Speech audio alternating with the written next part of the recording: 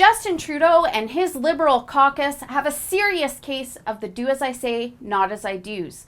The Prime Minister was in Saskatchewan recently, repeating his same talking points about pipelines and environmental responsibility, just like we've heard time and time again over the last 6 months. My predecessors have politicized that process.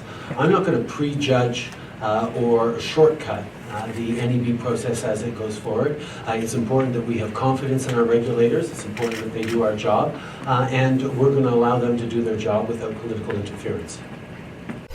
But I guess the Liberals are totally exempt from environmental responsibility because they attend talks and sign papers professing and pledging their love for Mother Earth, even though they're guilty of what the New York Times has suggested might be the biggest carbon sin: air travel.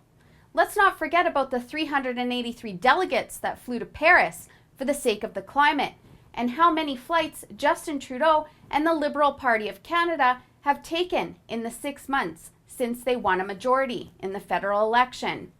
There was that first and second cabinet retreat, the first to New Brunswick, the next to Kananaskis, right here in Alberta, along with several individual trips across the country and globe.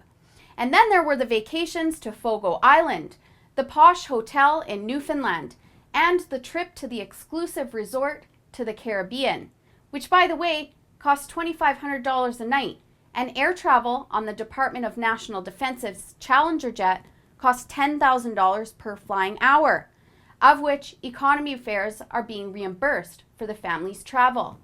And then, of course, the several trips to the White House to cultivate Trudeau's bromance with Barack Obama.